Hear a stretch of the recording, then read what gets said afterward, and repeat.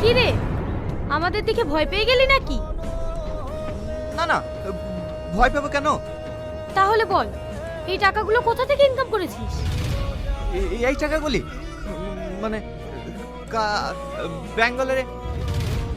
কি মিথ্যে কথা সাজাতে পারছিস না? পারবি কি করে? তোর হাতে যে টাকাগুলো আছে সেগুলো তো তুই নিজে ইনকাম করিসনি, এগুলো তুই ফ্রড করেছিস।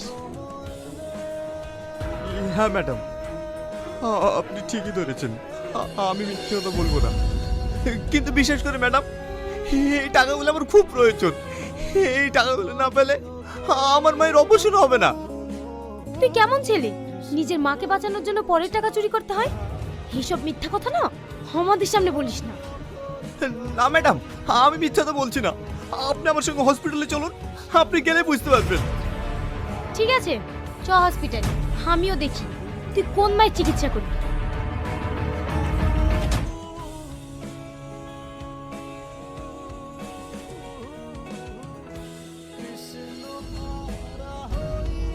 বাবু, তোর সাথে পুলিশ কেনে?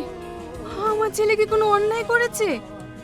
না না আন্টি, আপনি কোনো চিন্তা করবেন না, আমি আপনার ছেলেকে ধরতে আসিনি, আমি আপনার ছেলের বন্ধু, তাই আপনাকে দেখতে এসেছি। এখন কেমন আছেন আন্টি? হ্যাঁ মা, ভালো আছি। বাবু, তুই অতগুলো টাকা জোগাড় করতে পেরেছি? কি হলো, চুপ থাকলি যে? হ্যাঁ আন্টি, আপনার ছেলের পাশে আমি আছি না, আমি দেবো অপারেশনের টাকা। তুমি একটু বাইরে এসো।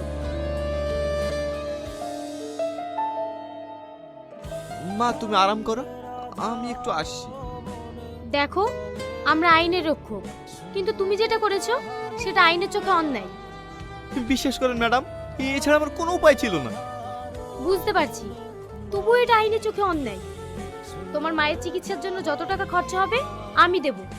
তাই বলছি, তুমি যার অ্যাকাউন্ট থেকে টাকাটা ফ্রড করেছো তাকে ফিরিয়ে দিও।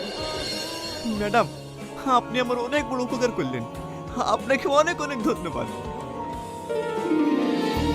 আর হ্যাঁ, যদি কোনো টাকার প্রয়োজন হয় কোনো রকম লজ্জা না করে আমাকে বলবে।